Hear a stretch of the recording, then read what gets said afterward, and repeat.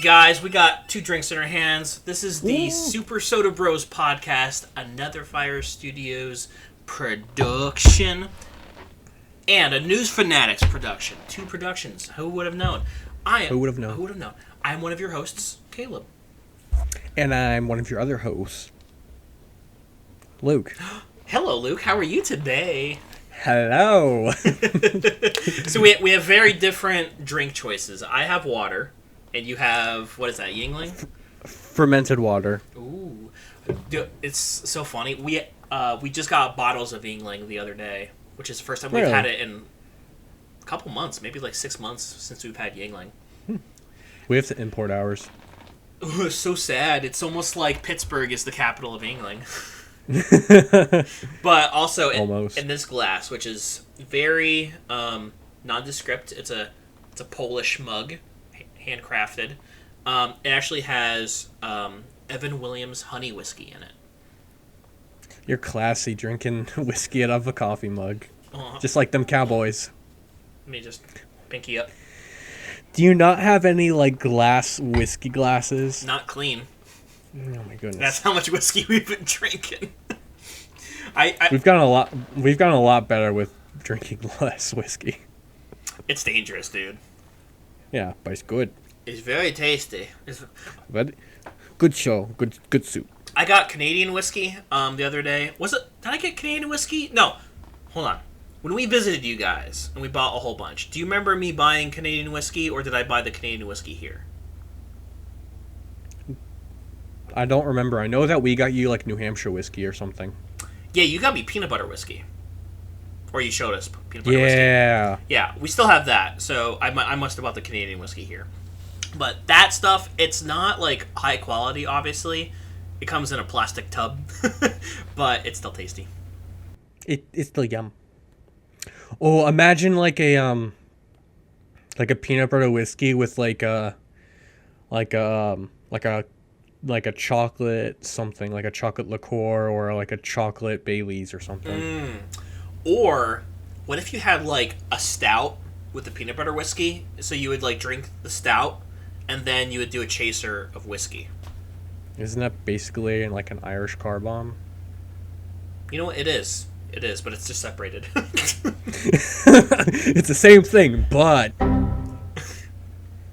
wait a minute. We don't want to be Joe. We don't want to be Joe Biden, sir. We're talking about alcohol. Listen, we're talking about alcohol. Gee Louise. Come on now. What's going on? I mean, that's crazy. It's crazy now. What kind of a world do we live in right now? Biden's America. No. What? What? There's a podcast I listen to where they do a This Week in Biden segment where any interview or TV related thing that Biden's in, he messes up or says something wrong, and obviously that segment is just a poke fun of what he said for that week. So I enjoy listening to those a lot. But come on, man. Quickly, did you see his most recent gaffe he said? Well, the one about the definition of America.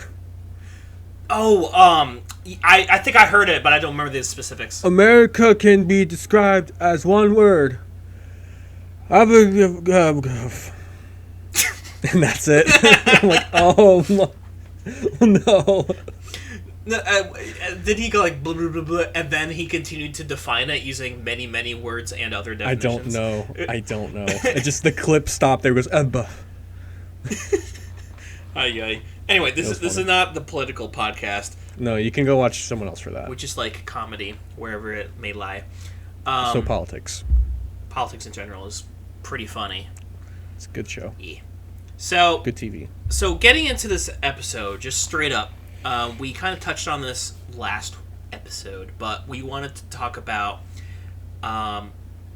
favorite trilogies of movies of all time. And so I think we decided we're doing 3 trilogies each, but one of them is going to overlap for obvious reasons that you'll see later. Because we're biased. Yeah, a little bit. A little bit. It's like, but it's a pretty good one. So I guess I'll start with my first one. So I wanted to talk about the Christopher Nolan Batman trilogy.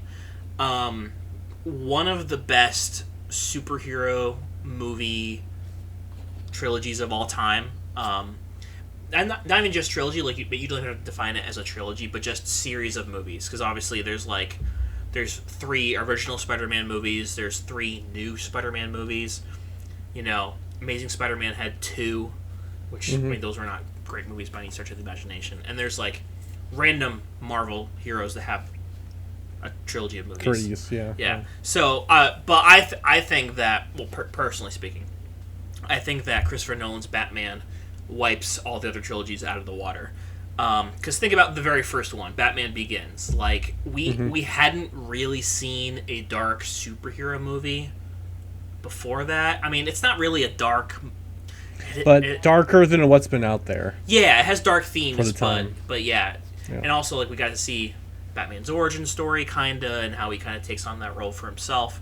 And then just the 2 movies straight after with Heath Ledger's Joker, which is one of the best villains of all time in cinema history. And then the last Batman movie was epic in its own way. It had a ton of... Which is called The Dark Knight Rises. I just forgot the name. I was going to say, excuse me, sir. Sir. I was like, it's The Dark Knight something. But I was like, The Dark Knight takes a fat dump. on Johnny Depp's bed. Ooh, call back. That's something that people are going to look at in like 20 years and be like, what? Really? No, but yeah, so like that last movie was great in its own way. It had a ton of characters in it, but it just didn't come close to the first 2, in my opinion. But Luke, what do you think of the Batman movies? I am definitely a huge fan of them. Funny enough, that was going to be my 3rd pick as well for a trilogy. I was kind of like on the bubble with it. And then once you messaged me, I was like, hey, this is my number 3. I'm like, yeah, I think I have a new number 3. Because they were kind of like equal, where like they're both solid trilogies. I want to talk about mine in a second. But for the Batman movies, I 100% agree with you, where they were the first series of the superhero genre to really tie in like a darker theme to them. And like you said, them picking out, Christian Bale to play Bruce Wayne / Batman. Spoiler alert. I think they chose a great actor to play such a person, because sometimes like you can really screw up like who you cast to play a certain role. And sometimes that really defines a character. Yeah. I'm not going to mention names of other superheroes, but we're just going to continue. But I think that just how Christopher Nolan was able to direct these movies and be like, here's my goal of what I'm trying to do with these characters to kind of shape the DC universe a little bit. And granted, the DC movie universe is not very good. No. And everyone looks to this Batman trilogy as like the DC movies, as of just recently with the Batman with Robert Pattinson. Right. So. And like they're like same thing with Robert Pattinson. These original Batman movies are not part of like the DC universe that kind of came along later with Man of Steel as the kind of origin for it. But going back to what you're saying about casting, like I think Christian Bale is an incredible actor to portray Batman and Bruce Wayne at the same time. But a little bit of trivia, the actor that plays Scarecrow in the first movie, Batman Begins, the actor's name is Cillian Murphy. You might have seen him in what's that show called? Like the crime drama one. Christine's friend literally just said to go watch it. Takes place in Britain. Yeah. What's it called? I watched the first episode not too long. Peaky Blinders. Peaky Blinders. Yeah, that's the one. So, yeah. Yeah. So Cillian Murphy plays the main guy in that. So actually, before Christian Bale got hired, Cillian Murphy actually auditioned to play the role of Batman. And I kind of could have seen that, because he reminds me a lot of Robert Pattinson, where it's like that younger Bruce Wayne, but like kind of a little bit more on like the goth side of it, I guess. Yeah. So I could see him play more of a goth Bruce Wayne and Batman. Yeah, there's a couple like screen tests where he was auditioning and kind of just obviously just saying lines. And so I thought he would have been good. I thought he would have been a good Batman if they didn't get Christian Bale, but obviously Christian Bale got the part, well deserved, and they put Cillian Murphy as one of the villains for that first movie, so I think that was pretty good. But I think I've watched Batman Begins the most out of that trilogy. I want to say I've seen Dark Knight Rises only twice in my life. But that still shouldn't take away from the fact that I think it's part of a trilogy, which is just amazing. Oh, yeah, 100%. even for the actors that they played for, like, other people like Commissioner Gordon being Gary Oldman. And the same with Michael Caine being Alfred. Just really solid roles to intertwine those characters. Michael Caine's Alfred is, like, hands down the best Alfred. Andy Serkis is pretty good, but I don't think he had a strong enough role in the Batman. Yeah, I think we definitely need to see more of him and how he is with Robert Pattinson. Yeah, but I definitely like Michael Caine a lot as Alfred because he's got, like, that grandpa feel to him, where he's kind of like, Master Wayne, stop scaring the bats, won't you? But he didn't say that, but you know what I mean, where he just has, like, that butler feel to him. Yeah. And like, talking about the villains really briefly, because we got to get onto some of the other movies, but, I mean, with the first movie, we got Ra's al Ghul, Scarecrow. The second one, we got Joker. Was there anyone else in the second one? Or is it just Joker? I'm drawing a blank. I think it was just Joker. Two-Face. That's right, Harvey Dent, Two-Face. Yeah. I mean, he was kind of more like an anti-hero. I don't think he was necessarily. And he also didn't. Yeah, he was kind of anti-hero-ish. Because he wanted like revenge, kind of like he wanted to fix things, but he wasn't like murdering people straight up. Yeah. He always left it up to chance, which I think is part of his anti-hero. Yeah. And then Dark Knight Rises had Catwoman and Bane. Mm-hmm. I feel like there was also someone else who was really small. I couldn't tell you. Someone else. I've only seen Dark Knight Rises twice. Yeah. But it's so funny. There's a lot of, like, really iconic moments from that trilogy, but told as skits from comedy, from the comedy sketch group College Humor. Like, Batman chooses his voice, the Riddler. The Riddler joke, and then the Penguin one is one of my all-time favorites. My favorite one is still the Batman finds his voice, because I still use that reference all the time, where it's like where he's going through. My favorite one's the Spanish one. He goes, "Donde están las drogas?" I say that all the time. Or answer me, hobbitses. That's probably my favorite one of the College Humor sketches. I'll put in that clip here. Can I please show you another one? Sure. Where were the other drugs going? Face. Malkovich? Yeah. He's scary. He's like, I'm better. I'm stronger. I'm Batman. No, it's totally wrong. Where were the other drugs going, huh? How's this game? Why Pacino? Maybe I am Al Pacino. You don't know. What's he do at night, huh? Fight crime. Not a Batman. Hello, Governor. Where were the drugs going? You're representing Gotham. I wouldn't go British. Hey, how you doing? Where were the other drugs going, huh? It's not good. Hey! Where were the drugs going? Where were the other drugs going? Where were the other drugs going? Yeah. ¿Dónde están los drogas? Where were the other drugs going? The silly drugs. Where are they? Answer me, Herbertus! Where were the drugs? Supposed to be Dustin Hoffman. But I've literally used those voices, like, all the time, and it's like a 10-year-old video at least. Oh yeah, it's ancient. But yeah, good. I definitely agree with you there that that's a very good trilogy. Yeah. All right, what you got?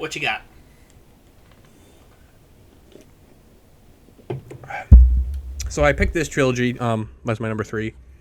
Because you picked Batman. I'm like, yeah, this one's like since you said Batman, I'm like, okay, this one, solid equal. And the reason why it's my number 3 is because each movie is, first of all, very good. No complaints about any 3 of these movies. And the like I said, the casting for these movies was like spot on, and just how they portrayed the movies was really well done, because it's never been done before. And my number 3, Pirates of the Caribbean. Yo, let's go! We recently saw these back in November, December, and like when we watched them, I was like, yeah, these are definitely top tier, like definitely a top tier trilogy. And I do not count movies 4 and 5, because those actually sucked. Trash. But the first 3 are so well done with how they portray the story of, Jack Sparrow, Orlando Bloom and Johnny Depp and Jeffrey Rush. as a whole story arc line in those three movies, especially with 2 and 3 really kind of sort of being one really, really long movie because they like start and stop at like the same exact time, so it just kind of continues. But even as the first movie alone is an amazing standalone. Like, you can watch that and be like, this was awesome. And then they're like, oh, here's number 2. And, oh, you want number 3? Here you go.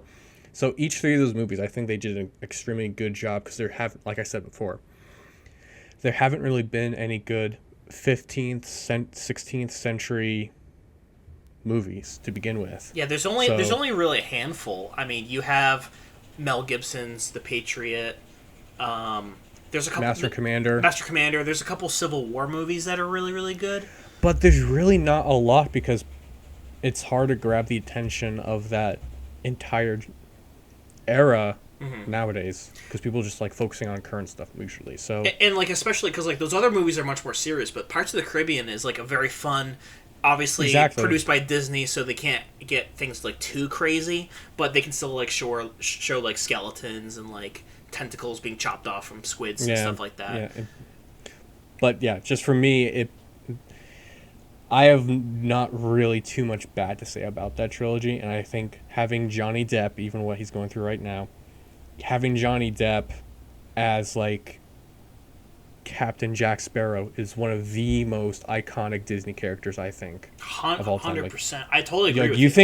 You think Johnny Depp, you instantly go to Captain Jack Sparrow. You think of Pirates of the Caribbean, you think of Johnny Depp and Captain Jack Sparrow. Because great actor, great character, and how he, like I said, casting, how he portrays Jack Sparrow. It's like with Tony Stark and Iron Man. There's no other Tony Stark and Iron Man. You froze a little bit. Could just start that thought again. You froze. Am I good now? Yeah. Well, you froze on my end, but I didn't say anything because you froze. But like casting where like you have Johnny Depp being Captain Jack Sparrow, there's no other character. Kind of like with, granted you can have multiple Peter Parkers in Spider-Man because now, Marvel Universe. But like you cannot have another Tony Stark, Robert Downey Jr. Like there's no other Tony Stark but Robert Downey Jr. So I think that they could have not picked anyone better than him. Yeah. And my opinion, good movies. Really good movies. Pretty good. Very fun. I mean, we watched them fairly recently, too. And you can kind of look at Pirates 2 and 3 as kind of like a part 1, part 2, like what you were saying, along the realm of Harry Potter or The Hunger Games, where technically it's like one story, but it's just kind of split into 2 halves, and each movie kind of stands out on its own, but obviously they're meant to be watched together. But just going back to that first movie, like you could show someone Parts of the Caribbean 1 and just leave them, like they'll have a totally perfect fine experience. Yep. It ends great. Like obviously it doesn't really set things up clearly for the next movies, but you can you can transition very easily, so it's not even a big deal at all. And then 2 and 3 is when like it's like, okay, like this can be like a franchise a little bit. Yeah. And granted, it still has that charm, but it also still has that like inner like structure of like it being like an extremely good movie where they take a story and just elongate it just a little bit more. I still think it's so funny that there was a ride, like a roller coaster called Pirates of the Caribbean, and Disney was like, what if we turn this into a movie? And then, boom, money. Yeah, I know. And then Johnny Depp was like I think it was the first week Pirates of the Caribbean came out. He actually went inside the ride because I've been on that ride and it's super cool. He pretended to be one of the animatronics and he would like pretend to be an animatronic, and then he'd go to the boat and be like, "Avast me, mateys, how's it going?" or whatever. So and people cool. Like, and freak out and stuff. And I thought that was really cool of him to like go out of his way to like pretend to be someone. That reminds me, I don't know if it was Tom Holland or another superhero, but like they had their full costume on where like you couldn't see their face or anything, and they'd pose with fans at Disney World, and then like at the very end of them taking pictures and everything like that, they would take off the mask and it'd be like the actual person, and everyone's like, "What the heck?" Yeah. I love it when, like, because that's the thing is, like, there's a lot of actors and actresses out there who don't have that, like, human connection where they don't like a lot of people don't portray them as like other humans. They look up to them as celebrities and idols. And like Brad Pitt, for example, where like he's untouchable, but like you can never you don't imagine him like talking with fans casually or being human. Yeah, exactly. These guys don't, like, a lot of celebrities fall into the category of like they stay in the celebrity circle or whatever. Whereas when someone like kind of sort of breaks the celebrity character and just talks with someone, or like someone yells something at them, like back to them or whatever, that's when it's like, and then that's when you have that extra connection, which is probably why there's a lot of actors and actresses out there who like people love more, because they are relatable. Yeah, just talk about and it kind of as like a parallel topic. Like that's why like I'm not a huge radio music kind of guy, but like I really love Post Malone because one, he plays Magic the Gathering, and I'm a huge nerd. But also he's just such a genuine and kind human being. I see tons of videos of him just literally taking time out of his day just to talk to like a random mom and her son and be like super down to earth and like actually take interest on what the mom and son are talking about, whether it's like school or whatever. Post Malone's like, oh, what do you want to do when you grow up, and then talks to them face to face as a person. Whereas like, going back to Brad Pitt, you're in a line signing autographs and you're like, oh, thanks for coming to the show, oh, that's a good dress, and then bye. Exactly. So it's that disconnect between exactly the upper high tier of the social elites, and then there's people like Post Malone, where he's a multi-millionaire superstar and he just is just genuinely awesome. So I think the actors in Pirates of the Caribbean outside of the movies, they're actually like kind people. And obviously like there's certain celebrities that are kind for press events. Like, they'll answer questions like, what's your favorite kind of ice cream? And then they answer all giggly, but, on the inside, they're like, get me out of here. I don't want to talk to these people. Yeah. So, but yeah, no, I agree. Pirates of the Caribbean, 1, 2, and 3, just hands down great movies, great trilogy, and a staple for anyone born in the 80s, 90s, and honestly, 2000s, going back on it. So, my number 2 trilogy, I switched this out last minute, and mainly because I just watched them. It was Maya's first time watching this trilogy all the way through. She's seen bits and pieces and she's heard some of the music that's in them, but never actually like watched more than like a couple minutes at a time. No, I'm curious. It's a movie trilogy from our childhood, which we have deep nostalgia just as human beings alive in that era. But my number 2 trilogy is High School Musical.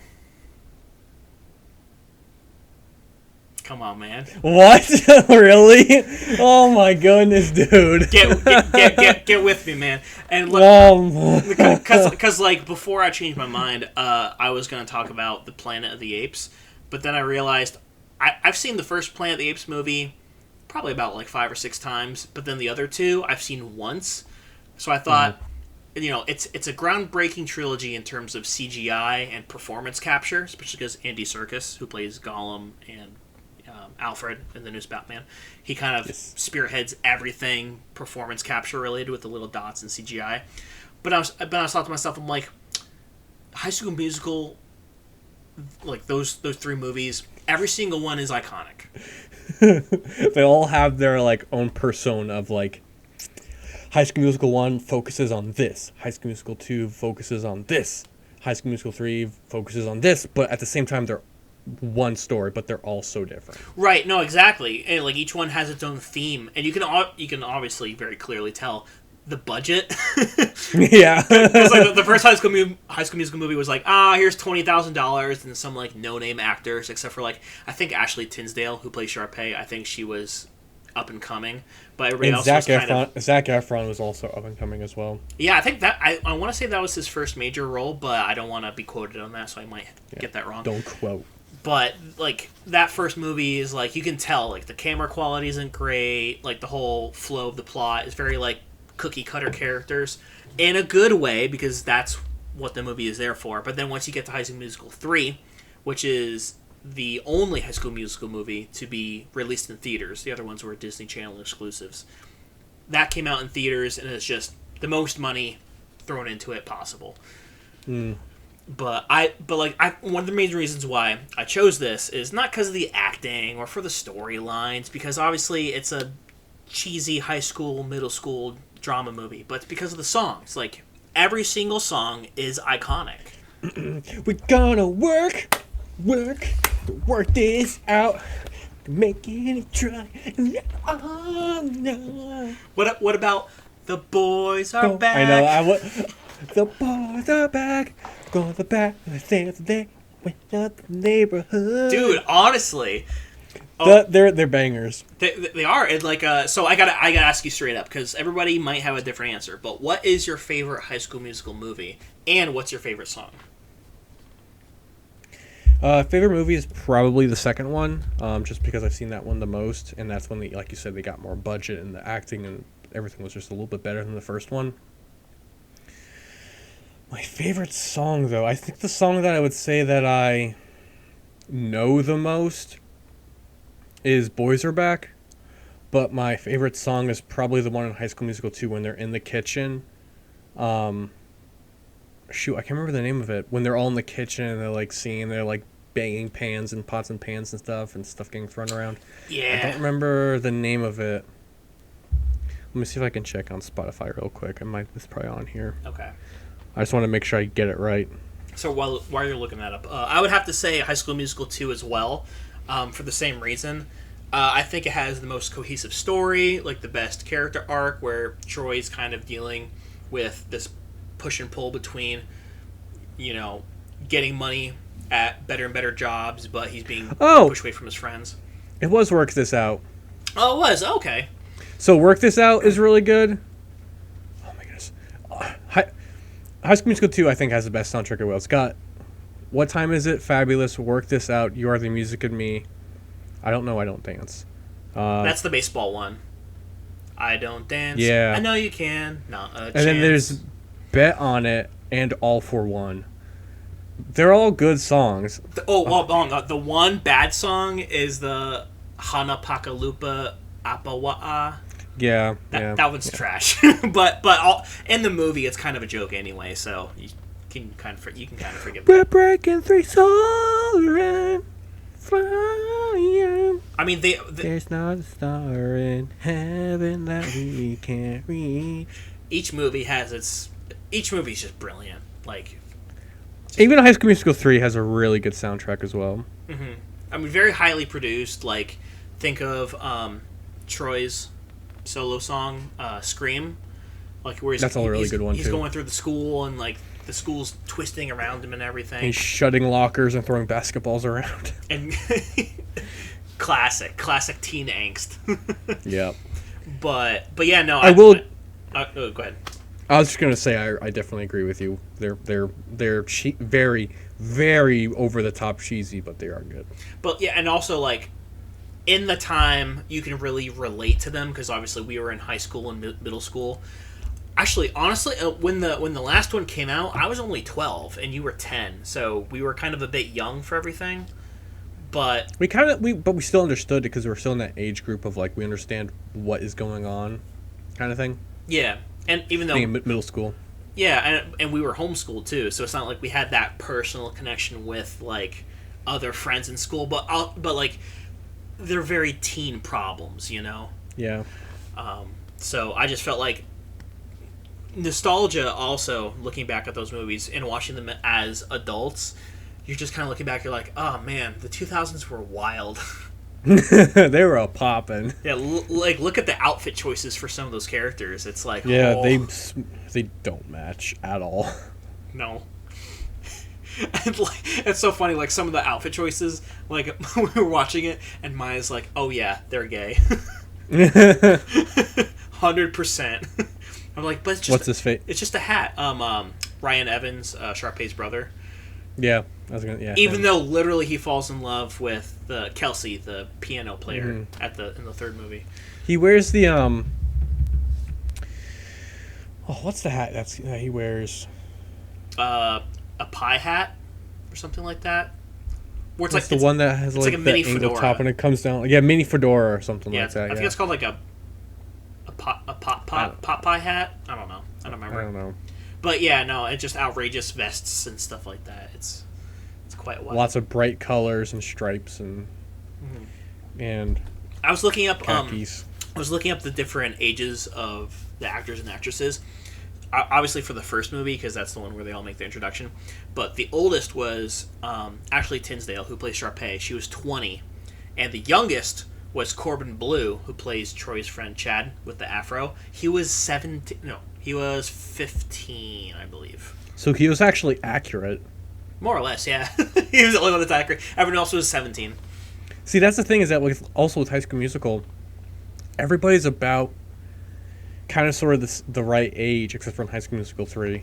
But as far as High School Musical 1 goes, they're all like correct ages. Whereas there's a lot of high school movies and TV shows out there, and the actors and actresses are like in their mid-30s. I'm like yeah, like Tokyo Drift. Remember Tokyo Drift? Yeah, Tokyo Drift, or I think even in I don't know if it was Stranger Things or if it was something else, where like one of the actors, it was Grease. What was up with Grease? With like John Travolta and stuff. Was he like 35? They were all like 35, and there was one guy who was like 40. I'm like, dude, you're not a high schooler, creep. Yeeks. But yeah, I definitely think that, like you said, casting is key. It is. Casting is key. That's sometimes what makes a good movie. And that goes for all the great trilogies. I mean, we're about to get into your number 2, and then we're going to talk about number 1 in a second. And it's just good acting all the way through, good choices. Yeah. So my number 2 trilogy, and I have not seen them in a while. It's probably been... Okay, technically it's a trilogy, and it's got a 4th movie that kind of intertwines in real time in the middle of 1 and 2. Or 1, can't remember. Okay. I've not seen them in a couple years, but I know they're good movies because I've seen them like 7 or 8 times each. And we kind of partially grew up on them. We watched them a lot in middle school and high school. And they star Matt Damon as Jason Bourne. Jason Bourne, it's Jesus Christ. Jason Bourne, it's Jesus Christ. Hello, my child. But yeah, the entire Bourne trilogy with Matt Damon, even though the one with Jeremy Renner is still very, very, very good. I agree. It's like it's a total standalone movie. You don't have to know anything about the other Jason Bourne movies. But it ties itself into it. Yes. Very well. Yeah. So I've not seen them in a long time, so I can't really pick apart little details of them, but they are fantastic action movies where it's not just like, shoot them up, kill them, get the bad guy, get the good guy, we get the drugs, we bust the gang members, we got him. Explosion. Yeah. It's like actual story of like mental stuff and like how the government's working and finding out where to go and figure out your memories and all that stuff. Especially the first one. Like the first one was all about memories, and a lot of the time we knew as much as Jason did. Like we're learning plot stuff along with him up until like the final conflict. And I don't, like you said, I haven't watched them in many years as well, so I'm not exactly sure how the plots of the last 2 movies go. But yeah, I gotta agree with you. Like, just great mid-2000s action movies. The only other action movies I would kind of put in the same category as them are the first 3 Mission Impossible movies, and then the Daniel Craig James Bond, where like those are like the trifecta of like, I guess you could say, the stereotypical action movie. But for me, the Jason Bourne ones had such like a good trilogy story, whereas the other ones did, but they weren't as strongly connected as Jason Bourne. So yeah, that's why for me it's my favorite of those, because I don't know, I can't really talk too much about them, but I just like wholeheartedly believe like it's a solid trilogy. Yeah, no, 100%. I mean, yeah. James Bond could theoretically be up here. The only issue is Quantum of Solace was a pretty bad movie, and I mean, technically, it's like individual movies starring the same actors, but it's not necessarily a story. They kind of sort of tie into each other, but not very well. So I that's why I kind of didn't count those as a trilogy, because they're not really the same. They're not really a trilogy. Yeah, I would. Yeah, I agree with you. Yeah, but yeah, which that's crazy. That I gotta rewatch them. I don't know what streaming platform they're on. Probably HBO, right? HBO or Netflix. Let me see that real quick. But those are definitely I think Christine's seen them maybe once or twice, not recently either. But those are on my watch this year list because like when you told me like, hey, like when we talked about it, I'm like, think of a list. I'm like, oh, Jason Bourne. I haven't seen those in so long. No, you forgot about the Jason Bourne movie that came out in 2016. Remember that? You don't remember that? There's it was like a standalone movie. Oh yeah, that one was okay. Yeah, I really like that one though. I only saw that one once in theaters. I don't know where that one is. Where do you see that one? I'm looking up right now. Okay, so at least for the Bourne Supremacy, which is the first one, it's Bourne Supremacy or Bourne Identity, Bourne Supremacy, and Bourne Ultimatum. Yeah. So Hulu, HBO Max, Amazon Prime, but you got to rent it. HBO's fine. I have HBO. I don't even remember the plot of the Bourne movie. Yeah, like I just saw it once also. Yeah. Hold on. Bourne Identity. No, the Bourne Identity was the first one. Yeah. Yeah. That's also Hulu, HBO Max. Okay, so I'm assuming they're all on Hulu and HBO Max. Okay, and then Jason Bourne is... I forgot that one came out. You can't get it anywhere unless you rent it. So it's poopy. So I'm going to have to download it. Off a place. Website. A place that is, like, connected. You buy it. To acquisition it. Yes. Yeah. To acquire. Why did I say acquisition? It's Acquisition Incorporated.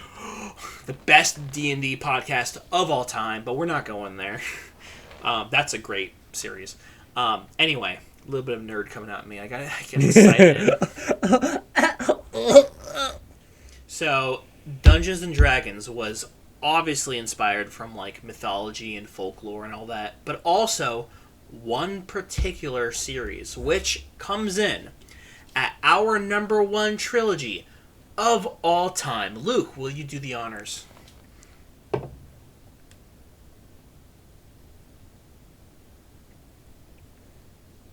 I'm trying to think of something really funny, like a really funny trilogy, and be like, it's this.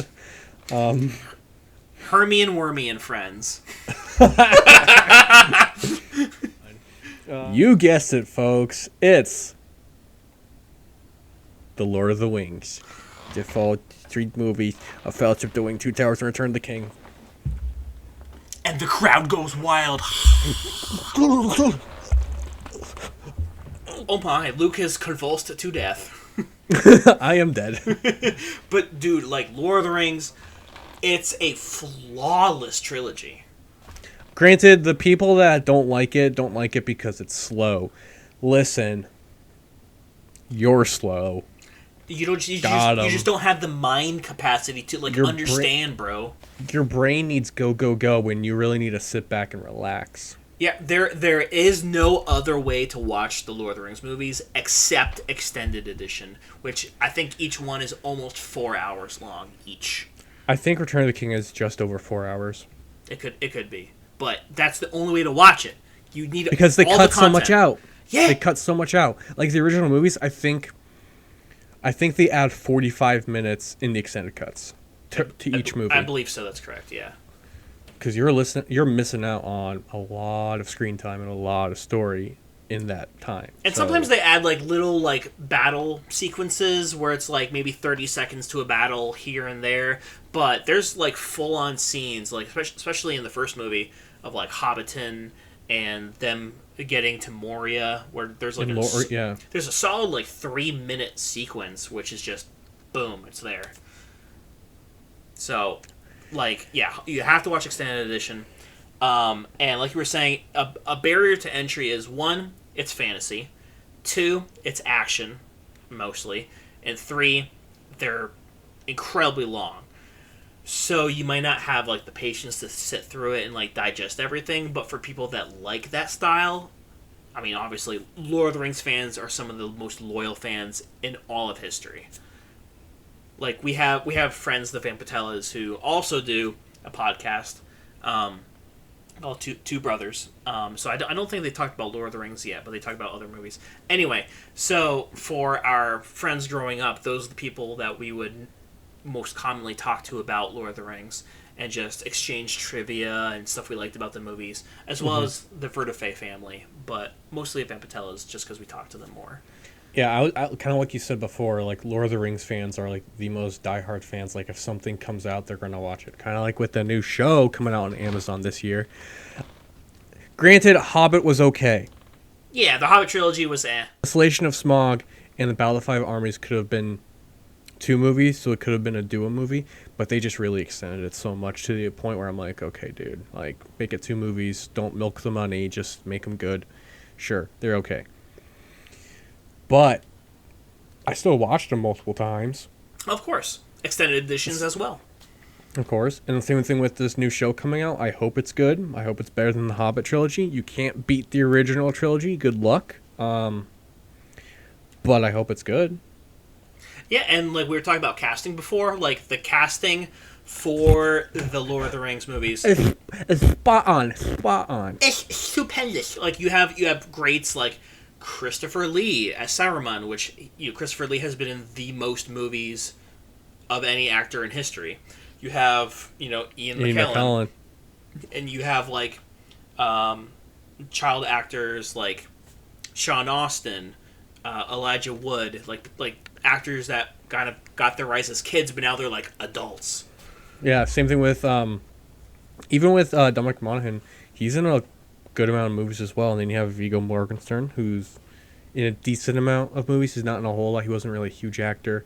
But then you have like John Rhys Davies. You have Orlando Bloom. You have Sean Bean. Like pretty like they were starting off in the Lord of the Rings, and they just like a couple of them just like exploded because of that movie, and they're like people are like that guy. Yeah, because that guy in the movie. That was Orlando Bloom's first major acting role, and so he went from that straight to Pirates of the Caribbean.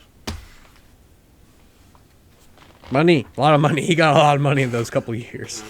So much money he don't even know what to do with it all. He got surgery to be an elf. No, but watching those movies as small children, I mean, obviously, clearly, we weren't allowed to see them in the theater because, at the most, I was 4 when the first movie came out in theaters. You were like 2.5, 3. Yeah. No. And then obviously progressive from there. 2001, 2002, 2003. 6 years old tops. There's no way we're seeing these in theaters. But going from that, when Dad bought the extended version of the movies on DVD. Like immediately as well. Immediately. Like, we just watched them on repeat. And so these actors being cemented in our minds as these characters, seeing them in other movies, like Sean Bean being in, like, a James Bond movie, or Orlando Bloom being in Pirates of the Caribbean. You're exactly. Like, it's Legolas. No, it's Orlando Bloom. Or Dominic Monaghan, who plays Mary. He's in Master and Commander as, like, a random deckhand. Yeah, but you're like, it's Mary. Oh, and Lost. He was in Lost, too. And he was in X-Men Origins. Yeah, that's true. He was trash. But he was in it. I guess. Yeah. But, like, you see these actors, and you're like, that's not Sean Bean. That's not Ian McKellen. That's not Christopher Lee. It's like, that's Saruman. That's Gandalf. That's Aragorn. That's whoever. Like, we were so young. And like you said, like, so... like just like obsessed with Lord of the Rings just because of what it was, and it was like our first like adult movie growing up. Like that was our childhood and who we associate those people with, and that's kind of like they're kind of like ingrained in our heads as these characters, just kind of reinstating what you're saying. Mm-hmm. And also, as a stepping off point from that, these movies were so pivotal to us as children. We even watched all of the behind the scenes on repeat as well. On repeat. We couldn't get enough. So many hours, but it's all amazing stuff. Like everything from like simple model design or the costumes or producing or on set stuff. Like, it's all fascinating. Like, knowing every little detail, like, behind the scenes. I wish there was more special features because I would still watch them. And we even saw, like, the birth of computer generation in a high fidelity format. Like, especially once Return of the King comes along, obviously everything's still a lot, it's very primitive considering, but, like, that's where Andy Serkis as Gollum kind of defined motion capture and then eventually performance capture, where you get all the face muscles and everything like that. He began that. That is his department. What I think is also really, really funny is that like, Andy Serkis has been brought up multiple times in this podcast. He was brought up in The Batman. He was brought up in Planet of the Apes. And then he was brought up in Lord of the Rings. I think we're getting to the point where Andy Serkis knows what he's doing. And we also didn't talk about it, but he's also in the Marvel movies as a villain. That's right. Yeah, Ulysses Claw during Ultron, and then he's in one other movie. It might have been. I don't know. He was definitely in I think Age of Ultron was his debut, and then he was in a movie after that, but then he, like, died. Yeah, or something. And he's a director. I mean, I gotta look up what movies he's directed, because I want to say there's, like, one or two big ones. He's also in King Kong from, like, 2006. Yeah. He's one of the as a person, and he played Kong. Like, come on now. Monkey! Andy Serkis directed movies. He's in a lot of stuff, and he's done a lot of stuff. Get out of here. He directed Venom, Let There Be Carnage. Really? Yeah. I still haven't seen it. I don't blame him for that. That was I didn't see it, but that was a bad movie, apparently. Yeah, he hasn't directed too much, but he's definitely he's a producer and, like, a helping hand on many projects. So, but yeah, going back to, like, the digital effects for Lord of the Rings, like, there's so many things I want to say, I just don't know where to begin. But, like, the Lord of the Rings has won the most awards of any trilogy of all time, especially Return of the King. Return of the King is the single movie that has won the most awards in Academy Awards. Didn't it get like it was like 15 or something like that? 13? Let me see. It was some absurd amount. They, like, once again, Peter Jackson, Return of the King. Oh, another reward, Peter Jackson. It's like just stand on stage at that point when you get all the rewards. Awards. 11. But But because, like, there's certain movies that get nominated, like nominated for Best Picture, nominated for Best Actor. Every single award that it was nominated for, so every category where it had a position in as a possibility, it won all of them. It just won everything. Everything. So, obviously, like, maybe there was, like, say, for example, Best Soundtrack. Obviously some other movie won that, but if they were one of the considerations, they won it. Insane. People who think, okay, there's a difference between people who can't get into Lord of the Rings and it's the people that say they don't like Lord of the Rings. To the people who don't like Lord of the Rings, I don't want to speak to you anymore. To the people that say it's slow and they can't get into it, I'll try to convince you otherwise. Yeah, because, like, it's one of those attention things where, fantasy isn't everybody's cup of tea. There's people out there, I'm not naming names by people who might listen to this podcast, but some people prefer romance or horror, and that's totally fine. That's fine. Totally fine. Fantasy, action isn't your speed, but, like, they're the best movies of all time. Among the best movies of all time. Just because of the quality of them and all the groundbreaking stuff that was done during those movies, and the full-on story of every single person's character arc in every single movie being so concrete. Like, the only other movie that can come kind of close, granted Star Wars has a bunch of characters, but they also have a lot of flops in movies.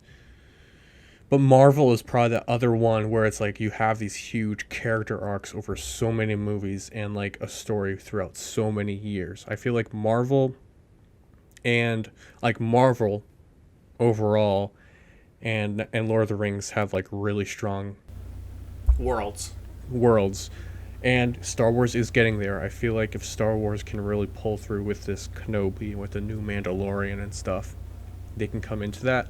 But like I said before, Star Wars has a lot of good content, but it also has a decent amount of meh content. And what's so interesting is that with a lot of these long-time franchises like Star Wars, and I guess Marvel, they're branching out and doing TV shows rather than full-on movies, because obviously movies are very theatrical and they tell like a condensed quote-unquote story, but with TV shows you can kind of expand how much time you have for the audience to sit down and enjoy something, and so it can tell better backgrounds of characters, of the world, just to better explain context for other events. And so with this Lord of the Rings show, obviously we're getting that context for the actual Lord of the Rings world. But all the fans of Lord of the Rings don't need it. We already know the context of Lord of the Rings. We already know the history. You know, even people that haven't read the Silmarillion, which is an incredibly dry book, by the way, we still know the history of like what happened. We know what happens during the Second Age. We know what happens during the creation of the world and why, you know, the elves kind of distanced themselves from Middle Earth and kind of went to like their own land, the Undying Lands. We know that stuff. We don't need it explained in like a TV show. It's great if they do, but we don't need it.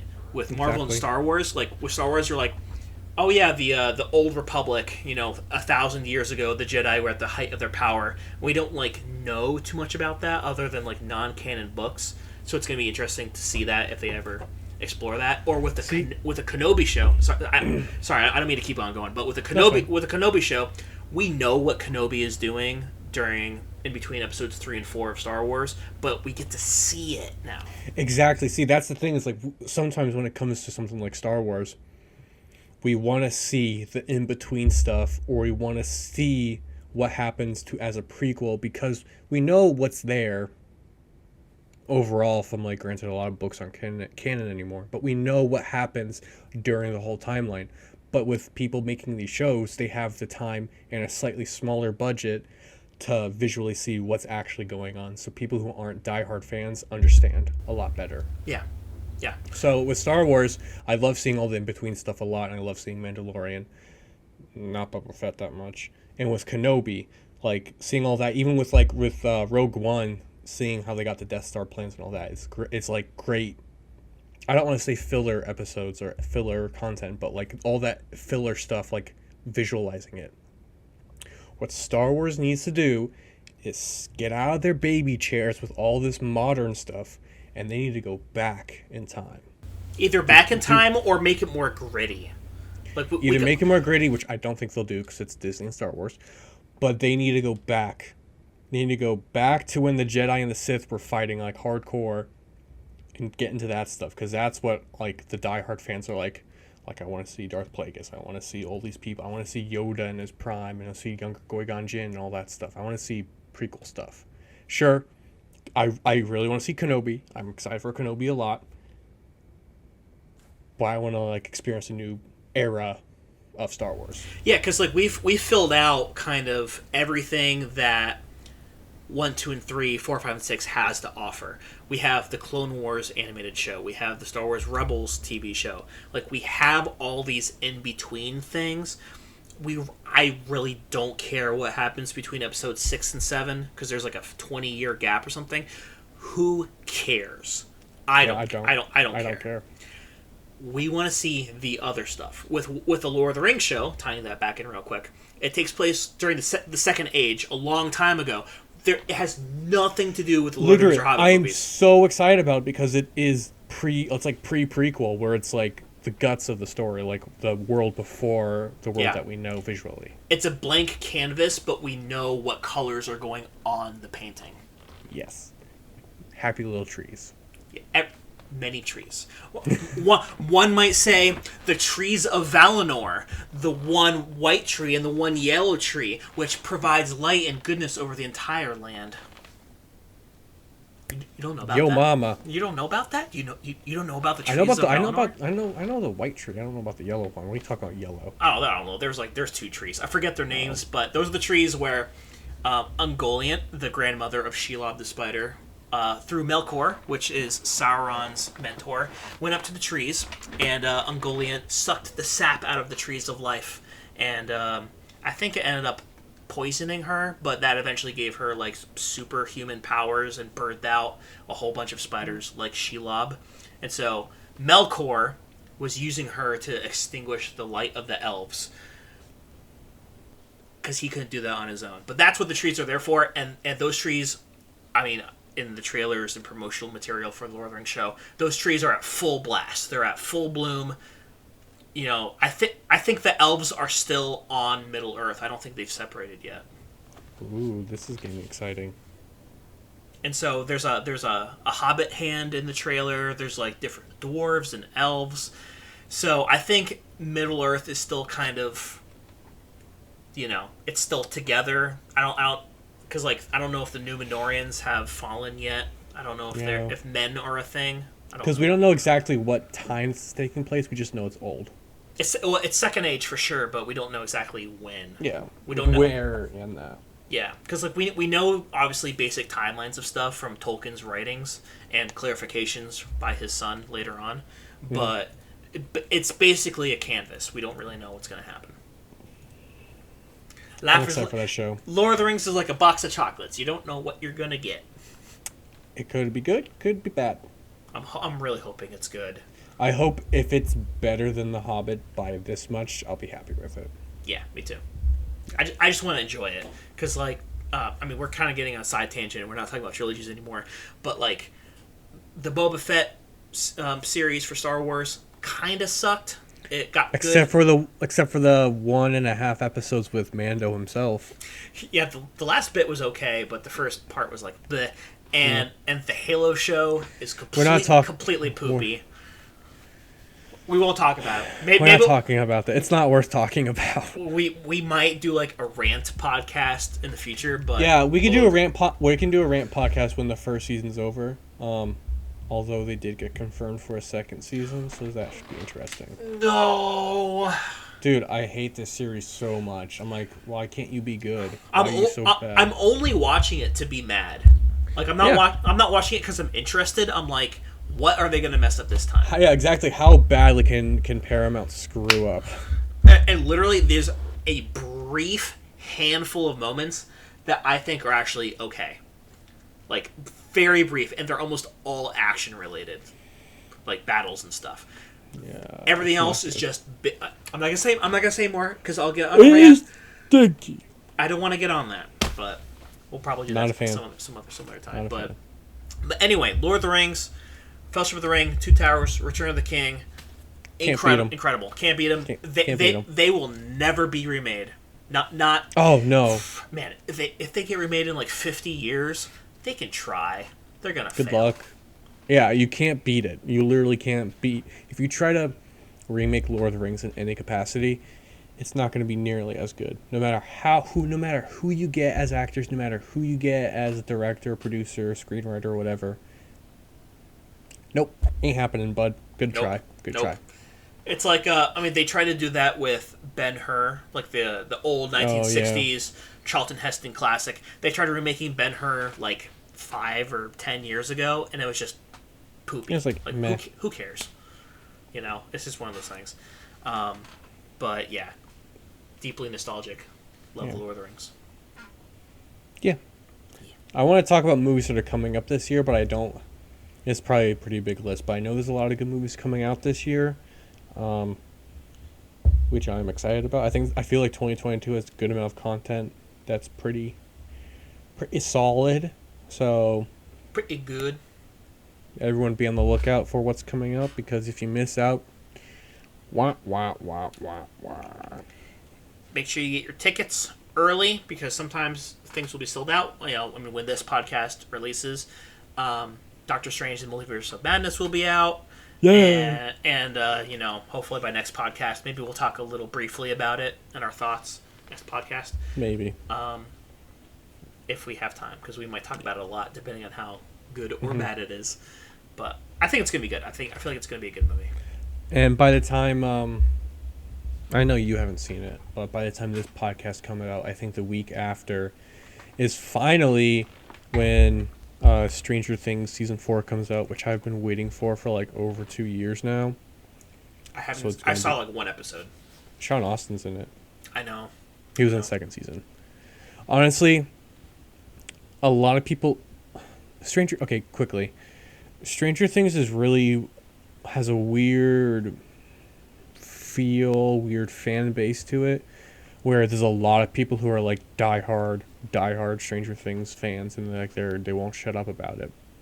And then it's like also at the same time where it's like hard to get into. It's really odd. For me, I think Christina and I were like, because like it was just when the second season came out, and Christina were like, let's just like watch the Stranger Things show. Looks kind of interesting. We binged the entire first season in like 2 days. Wow. I went to her house, I think on like a Friday night. We watched like 4 or 5 episodes, and I went back Saturday morning. We finished the first season. I'm like, oh, this is really cool, because it's got like that sci-fi thriller horror feel to it, but also like, you know, with the characters and stuff, are really good. Also has a lot of D&D in it, which is kind of cool. But I think that Stranger Things is one of those shows where, like, if you haven't seen it, it's really not that long of a series. It's like, right now it's only 3 seasons, and I think it's maybe 30 episodes. Are they are they like feature length? Like, are they 45 minutes each? Yeah, they're like 45. Okay. So it's not too long, and I think season 4 is their last season, I believe. I think, don't quote me on that, but it's one of those shows where, like, if you haven't seen it, it's definitely worth it, because first of all, it's not, you know, wicked long, and also it's got a really good, like, sci-fi, spooky feel to it, and whatnot. But I recommend it. I try to recommend it to people, because I do think that it is good. It's very good. Maybe I'll give it another shot. Who knows? But it's one of those things where you have to sit down and just, like, because it takes 2 episodes for stuff to really kick off. And then when it kicks off, it's like, ooh, what's going on? Like, what's happening? How is that getting there? How is this happening? Like, it's gotcha. Good. Okay. It's good. I definitely like it. I've only seen it through once, because I feel like once it's done, that's when I'll go back and then rewatch them all again. Makes sense. Definitely worth it. If you have, for people listening, if you have nothing to watch and you're like, I gotta watch something, or like you're like kind of like, I'm moseying along this anime or this other show, whatever, this is a good show to sit down for an evening and just watch. But I recommend.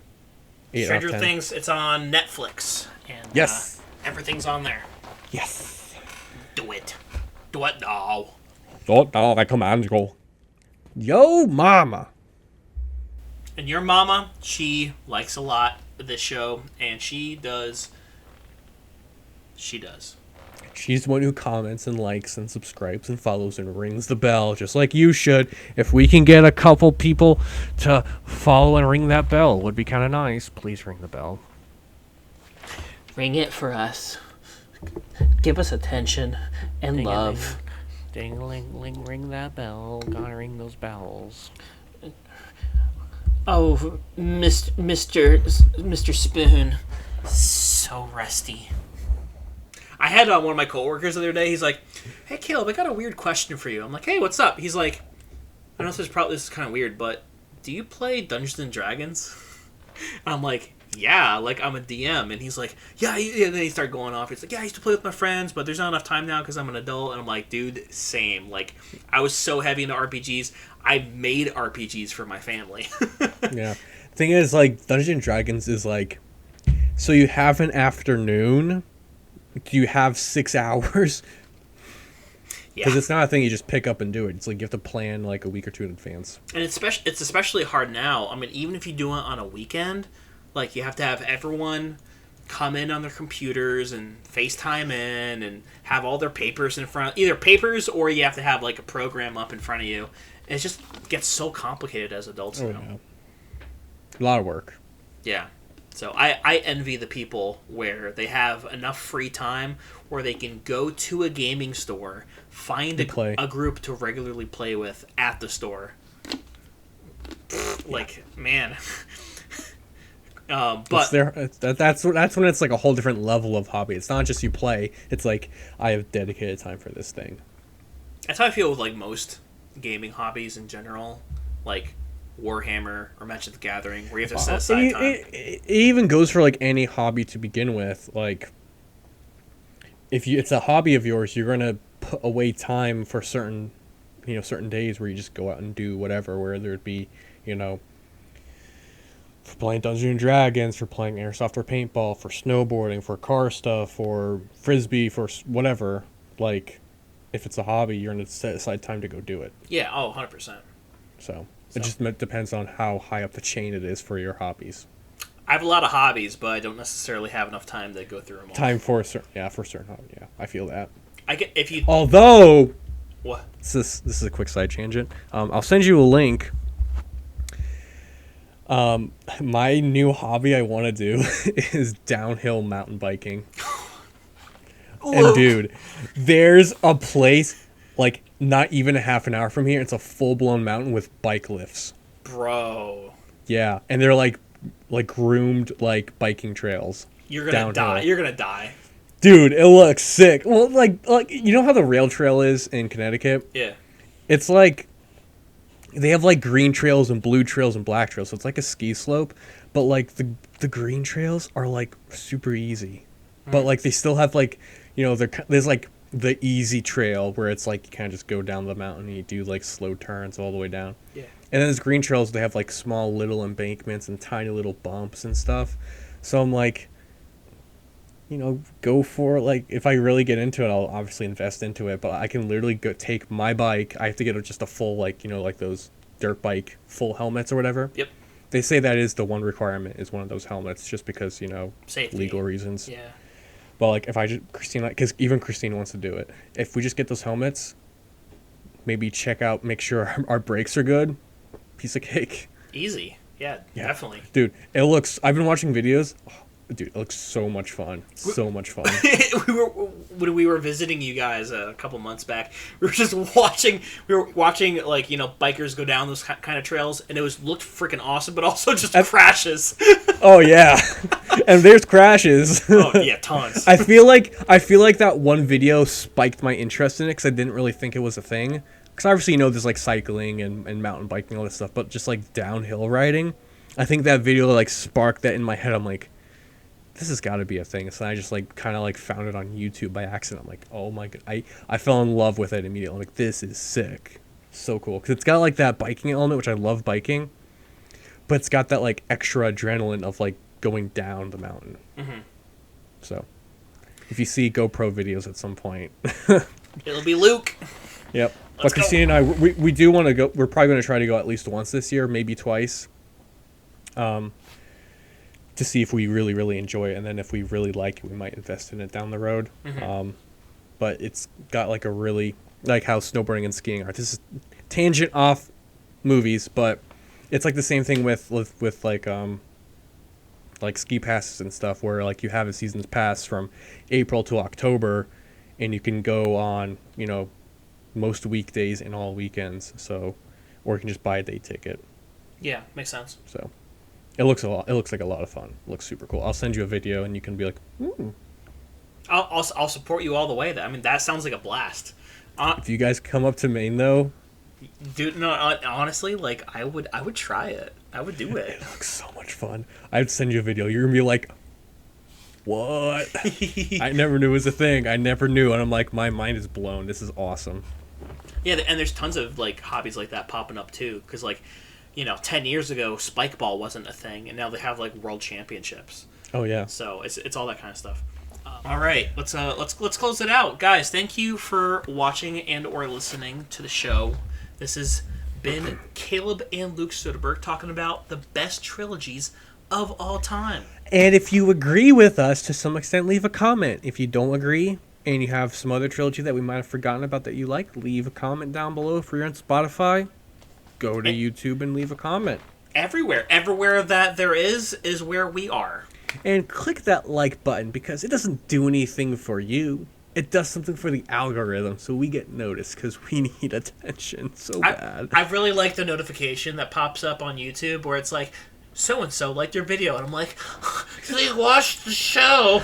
My heart feels warm for once in my life. This is the only thing in my life that gives me joy. A simple one that chorus like the video. Your mama likes. Okay, gotta stop. What? I don't know. I was singing a song. It's a real song. Okay. I believe you. You sounded on tune too much for it to be like a made up song. Wait a second, Luke. Are you musically gifted? No. No, I just like to say words, and then the words have a thing that happen.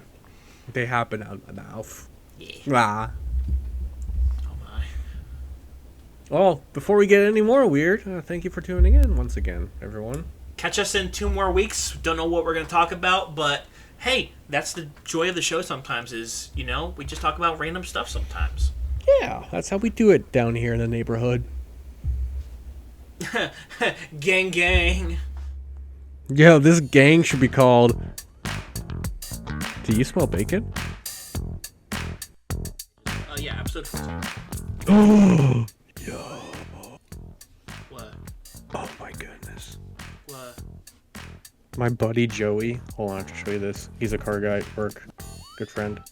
He just sent me, so big overview really quickly. In Japan, they sell K-trucks, and K-trucks are basically like really small vehicles for everyday use.